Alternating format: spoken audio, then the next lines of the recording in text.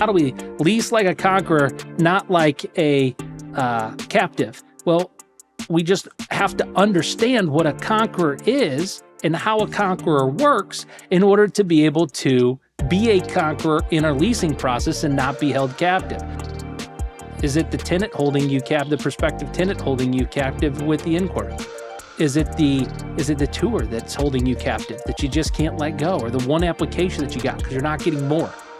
Look, if you became a conqueror, you would take these different decisive actions, look at bold risks, become a visionary in your process. You would do the things in order to set yourself up to take ground, to acquire more resource. Welcome to the Conqueror's Way. I'm Nathan Bush. I'm so excited to have you here today. Today we're talking all about, are you a conqueror or a captive in your leasing process? Are you a conqueror or a captive in your leasing process? Before I can get into this thought process of conqueror, we're going to have this conversation, just big group hug today. What does authority mean to you? I know so many people struggle with this concept of authority. They struggle with, maybe you had a boss that you just didn't get along with, or maybe you had parents when you were younger that it was my way or the highway. What does the concept of authority mean to you? I did some research and identified the word authority, according to the Webster Dictionary, is the power to influence or command the thought, opinion, or behavior of others. If we're going to be a conqueror in our leasing process, we got to have authority. Now, there are 5 levels of authority. I know I did a lot of research in order to be able to help you understand how to have authority, because it's one thing to be under someone else's authority, but if we're going to lease like a conqueror, now we need to have our own authority. And so where does that come from, right? The first authority that I did research around was called traditional authority. Traditional authority. This is passed down authority. This is like a father-son relationship. You are authority because of tradition. Now, we know that even in today's society, unfortunately, sometimes the kids rule the roost and they take the authority. That's not traditional.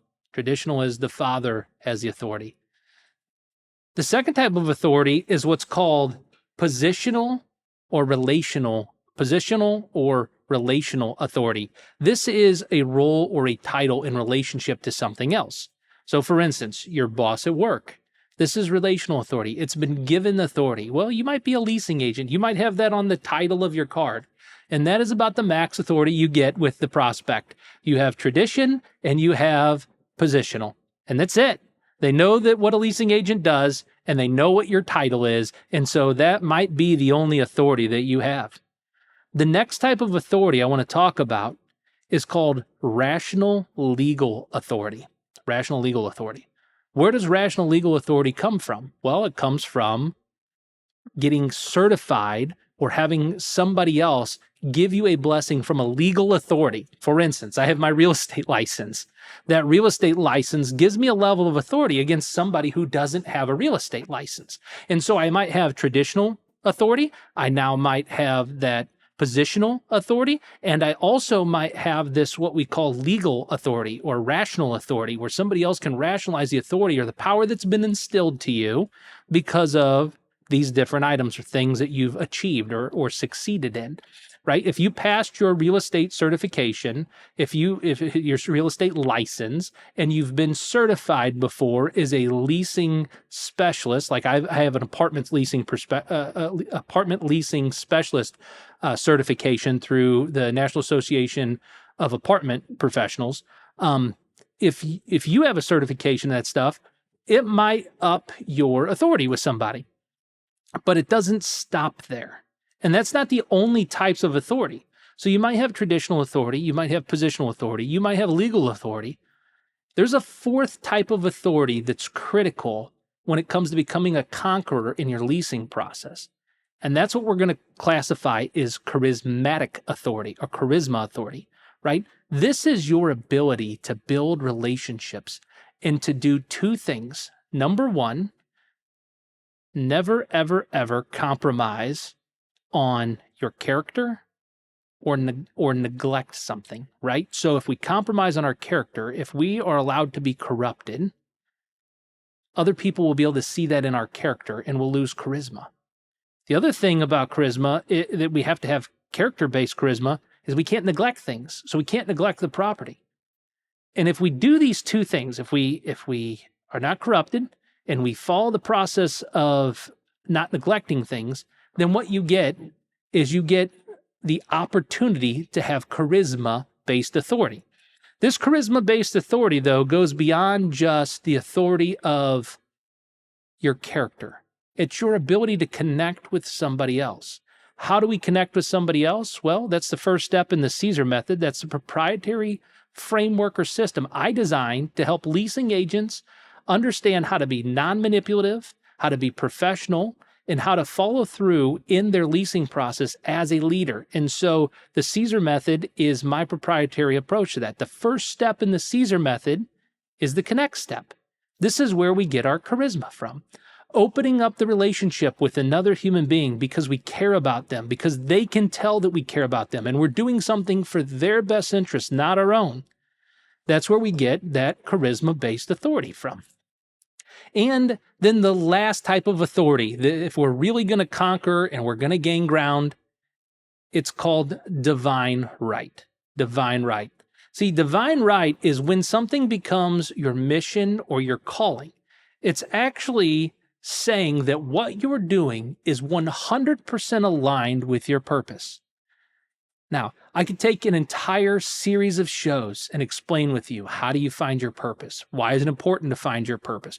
Where's the best thing? What are the best things to do in order to be in alignment with your purpose? That's not what today's show is about. But if you can understand that there's 5 types of authority, then you can begin the process of understanding how to lease like a conqueror versus being a captive to your rental properties. Now that you understand authority, I got to ask you this question. Are you leasing with authority or anxiety? Just take a second and think about it. Are you leasing with authority or anxiety? Are you captive to the lead? Are you captive to that lead? Do they own you? Are you captive to the recent tour? Are you captive to that one applicant that applied on the property? Do they have authority over you? That's where the anxiety comes from. How about this? Are you captive to having to lease your property within 30, 60, or 90 days? Do you have to put somebody in that property in order to be able to make your mortgage payment? If you are, you're leasing from anxiety. You're not leasing like a conqueror. And so you're bound. You're captive. You're a prisoner to whoever applies for that property. That's not what you want to do when you're trying to achieve a good quality tenant leasing that property from you who's going to take care of the property, pay the rent, and stay in the property long term. Now that I've talked to you about a captive and you understand kind of what a captive is, let's talk about what a conqueror is. Are you leasing like a conqueror? Number 1, there are 10 traits, guys, that a conqueror will portray, they'll have, and they'll utilize within themselves in order to be a conqueror. Here's the 10 traits of a conqueror. Number 1, they're a visionary. They have visionary clarity. Think about Alexander the Great. Alexander the Great didn't fight battles that he couldn't see the expansion of his empire. And so if you want to be a conqueror, you got to have great vision. Ruthless focus. Trait number 2, ruthless focus. Conquerors have ruthless focus. They go after the thing, specific thing that they want. They don't deviate from it. They move swiftly in their ruthless focus. They don't allow a lot of distractions. Distractions can take away from their ability to complete their vision. They have charismatic influence. I want you to think for a second about Napoleon Bonaparte. Napoleon Bonaparte, his people followed not because of his power, but because of belief in what he did. When he was running the French all over God knows where to take territory, they didn't go take that territory because he just had power. As he was moving through the ranks, people believed in what he was doing, the cause that he had, how he was trying to unite the world as he took territory. Go back and read about these guys. Alexander the Great, Napoleon Bonaparte. How about Julius Caesar? See, trait number 4 is a trait that's very known to Julius Caesar, and that's bold risk-taking. Bold risk-taking. Now, I know what you're thinking. You're thinking to yourself, how do I take bold risks in my leasing? How about trying to come up with ideas and innovations that no other person has done and utilize those ideas in your marketing efforts? I'll give you a perfect example. 3D virtual tours. Okay, that's bold. Why is it bold? Well, number 1, it's expensive, so it's a bold risk that you're taking. Number 2, 3D virtual tours, they might add a lift to your marketing showing, or they might not. But it's ground that you could take right now. We don't do 3D virtual tours at Red Maples. At Red Maples, we do a virtual tour. We take a camera through the property and we demonstrate the readiness of that property and the quality of that property. We're proud of our work, so we want to show it off. You should be too. But what about 3D virtual tours? Now, that might be a bold step. Julius Caesar crossed the Rubicon. They move when others hesitate, guys. That's what bold risk-taking is. Bold risk-taking. One of the things that we did recently was contract with professional photographers to go in and do photos with inside of our units. Here's why we did it. Our software company put together a partner and said, hey, these guys do photos on properties. They're professionals, and they just launched this program. We took immediate action. My question to you is, are you taking immediate, bold action, just like Julius Caesar? Now, number 5 is strategic adaptability. This is what a conqueror is, right? They're a visionary. They're ruthlessly focused. They have charismatic influence. They're bold risk takers, and they're strategically adaptable. They have to think through the strategy of what they're trying to accomplish. Whether we're talking about Julius Caesar, Napoleon Bonaparte, or we're talking about Alexander the Great, they had to have incredible strategy to take ground, to conquer. And they had to be adaptable inside their plan.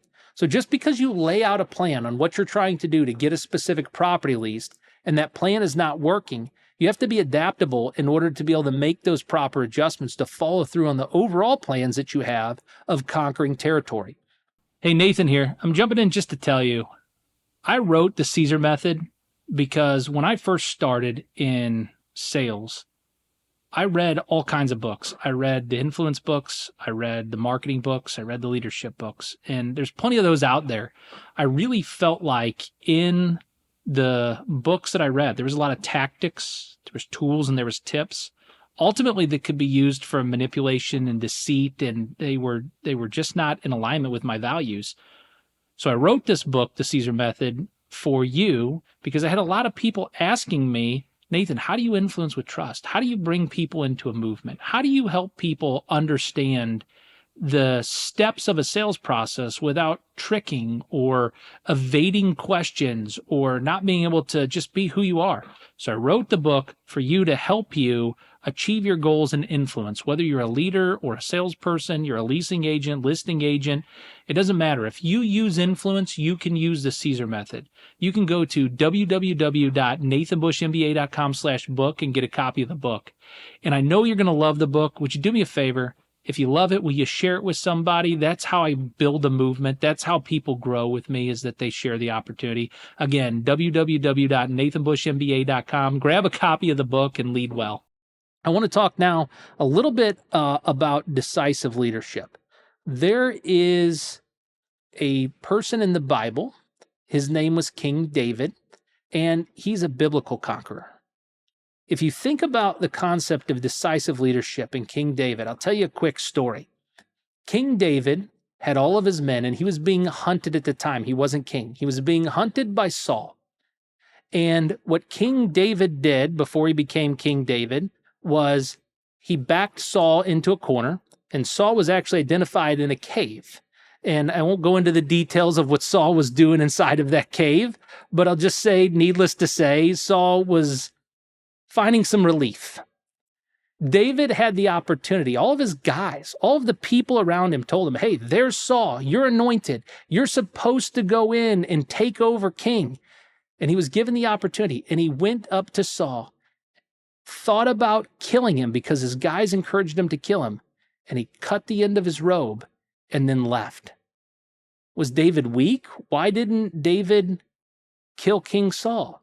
Because in that moment, he actually was taking decisive action. His thought in his brain was, I'm going to go show King Saul that I had the opportunity to kill him, to take over the kingship, and that I respect his leadership. I understand who he is and who I am in relation to him, so that he'll stop trying to hunt and kill me.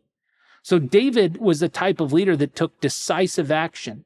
When he made a decision that he wasn't going to kill King Saul, he made the decision immediately. He didn't wait 3-4 weeks. He didn't do something that he regretted. He made the exact decision. And how does he know to make those decisions? Well, great conquerors are able to take decisive leadership with great character. In addition to decisive leadership, they're resilient under pressure. Think about Winston Churchill and the bombings that took place in England during World War II. Winston Churchill led the team, led his troops, led his people through storms, not around them. He didn't try to avoid the storm of war. He led right through it. And so great conquerors, they're resilient under pressure. They're disciplined in their preparation. That's number 8. Marcus Aurelius, he said, internal mastery before external victory. Marcus Aurelius, great conqueror, internal mastery before external victory. And number 9. Number 9 is near and dear to my heart. It's Jesus Christ. And he was mission over ego. Now, he was a spiritual conqueror. He fought spiritual battles. He won spiritual wars. He gained spiritual ground. How did he do all of that? He stayed focused on his mission over his ego. And number 10, unshakable identity. Unshakable identity, meaning they know who they are. They understand their authority. They understand what level of authority that they have in the situation, and they use that authority in order to help them influence people for the outcomes that they're trying to achieve. Now, we just did a leadership lesson. I get it. We're talking about leasing. How do we lease like a conqueror, not like a captive? Well, we just have to understand what a conqueror is and how a conqueror works in order to be able to be a conqueror in our leasing process and not be held captive. I gave you some quick tips up front so that you could understand what's holding you captive. Is it the tenant holding you captive, the prospective tenant holding you captive with the inquiry? Is it the tour that's holding you captive that you just can't let go, or the one application that you got because you're not getting more? Look, if you became a conqueror, you would take these different decisive actions, look at bold risks, become a visionary in your process. You would do the things in order to set yourself up to take ground, to acquire more resource, more people. And so you got to have this concept of authority down to understand this. There's discernment, and then there's desperation. There's discernment, then there's desperation. Discernment, my ability to decide if somebody would be a good tenant for me based upon the information that they provided. Desperation is any tenant that applies for the property that I'm going to move into that property. There's a major difference when you're trying to conquer on what territory you take. And every single collection issue inside your portfolio, every maintenance issue inside your portfolio, every single tenant that's destroyed the property, cursed you out, took advantage of your staff, made you feel bad, every single bad relationship was an independent decision that you made to allow that tenant to lease that property. And so you have to have good discernment with your authority that's been given to you. I love what Jesus said in the book of Revelation, number 3, verse 20. He said this, "Behold, I stand at the door and knock. If any man hear my voice, open the door. I will come into him, and I will sup, drink with him, and he with me." Jesus showed us the perfect model for care. That means that I'm not forcing my way into a relationship with people. I'm not trying to control the relationship with somebody. I simply allow that person to open the door for me. If you can allow that person to open the door, then you can send knocks to them. Each knock is an opportunity to that person to allow you in. But beating the door down, banging the door down, tying the person up, dragging them to the property. See, this is what normal salespeople do. You don't want that to be you. You want to lead the prospect. Stand at the door and knock. Allow them the opportunity. Show them that you care enough not to force.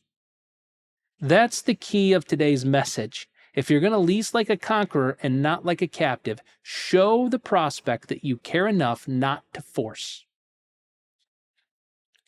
Now, there's a cost of chasing people, right?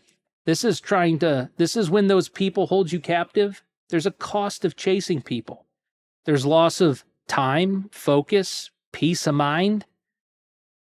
By chasing someone or something, are you really aligned with your mission, with what you're trying to do? You're chasing that person down. See, a captive uses follow-up to cling to people who are unavailable or uninterested. That's what a captive does. A captive hesitates, hoping the other person will make the hard call or the hard decision. A captive makes decisions based upon their ego and their emotion. They're bound by them. They get frustrated easily. What a conqueror does is a conqueror uses follow-up to filter for those who they're going to serve and those who that align with them. A conqueror is trying to make a decision on who they serve and who aligns with them. See, if I conquer the wrong territory, I'm Napoleon, I'm Winston Churchill, and I'm fighting battles every single day, and I go take the wrong land. What happens when I take the wrong land? I take the wrong territory. It costs me time. It costs me focus. It may cost our sovereignty or our peace. The same is true when you're trying to conquer leasing. Don't allow the tenant to hold you captive by distracting you from who's actually interested in your property. A conqueror filters. A conqueror leads with clarity. And a conqueror is going to make decisions based upon data, direction, and strategy, not based upon their emotional feeling that they need somebody to lease their property from them. Think about it from this perspective. What blessings are you withholding from somebody who deserves that property, who actually is ready, willing, and able to lease that property because you're chasing the wrong person? We get to be a blessing or a curse to others.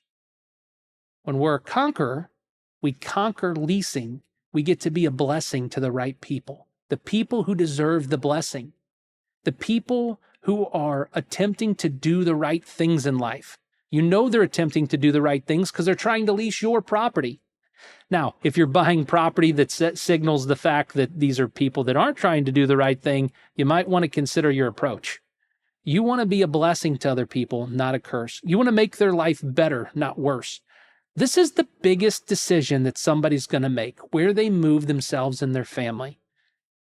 And you're putting yourself in a position where you're trying to force somebody into a property. That doesn't work.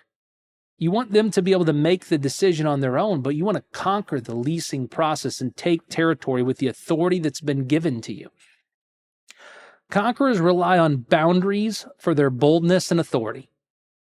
Conquerors rely on boundaries for their boldness and authority. What are the boundaries that you have in place right now for your leasing process? Who's allowed to rent your property, right? What do they need to do? Do they need to make 3 times the rent? Are these people that have good credit? Or are you taking just anybody? If they have less than perfect credit, are you asking for a double deposit on that to protect the territory that you're taking? See, this is a process. We're conquering the process, and we got to have firm boundaries. We got to be able to say no to somebody. Somebody that can't afford it, we got to say no. I want you to think about a rope for a second. When you think about a rope, this is a tool that can help you climb a mountain. It's also a tool that can bound your hands. Are you tying one interaction to the next. If you're tying one interaction with the prospect to the next, leading them from one step to step 2 to step 3, see, now you're following a leasing process, probably the Caesar method indirectly and don't even know it. You're taking them from step 1 to step 2. And so, like the climber, you're pulling yourself up. You're pulling them up with you when you tie one interaction to the next. Are you tying value to each interaction? Every single time you have a conversation with a tenant, are you tying value to that conversation, or are you tying some type of dense rock that's just going to drag you down and hold you captive, right? You want to be tying value to every single interaction you have with that tenant, being able to either A, answer questions for them, B, or walk them through something they didn't understand or know, or C, help them acquire or achieve the property that they're looking for, right? You want to get them to the right spot by offering value. If you just send random properties to anybody, is that offering somebody value? Or is that just another one of those things that you feel captive to have to do every week?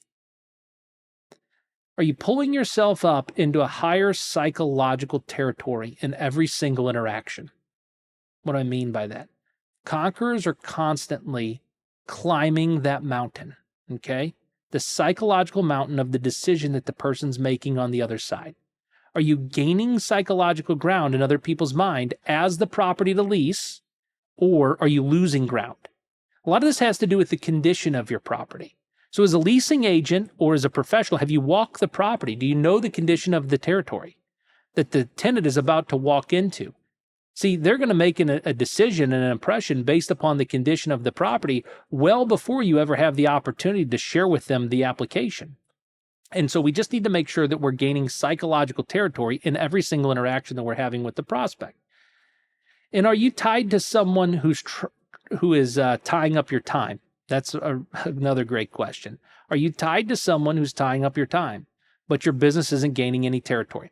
If you can consider the rope analogy and understand that the rope helps you climb the mountain, it can also keep you bound, then you can kind of understand what I'm talking about with this concept of authority in leasing like a conqueror versus a captive. So we'll do a quick growth audit with you.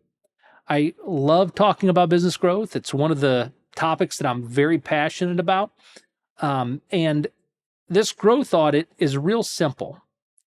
It's the 3 R's of growth: revenue, rhythm, and relationships. Revenue, rhythm, and relationships. In any business, when you're diagnosing a growth issue, you first start by looking at the revenue. Revenue will help you set goals for the organization. It'll allow you to become a conqueror and build a strategic vision about what's possible. What can you achieve together? Look at the revenue. If your revenue is not where you want it to be, if it's not hitting those goals yet, then look at the rhythm of your business. What is the cadence? What is the appropriate follow-up with people? If you have no rhythm, then your business is going to be lacking relationships. So if you're lacking revenue, you're lacking rhythm. And if you're lacking rhythm of a business, you're lacking relationships. Go find more relationships. The more relationships you find, the more that you go to serve other people, the more you can put a rhythm in place to serve them, and then you can see an increase in your revenue. So simply take an audit of your leasing endeavors, your real estate business right now. Are you leasing like a conqueror, or are you a captive to that one application that came into your property? I challenge you, do the growth audit, make the decision that you're going to follow the Caesar method, and you'll be able to lease like a conqueror.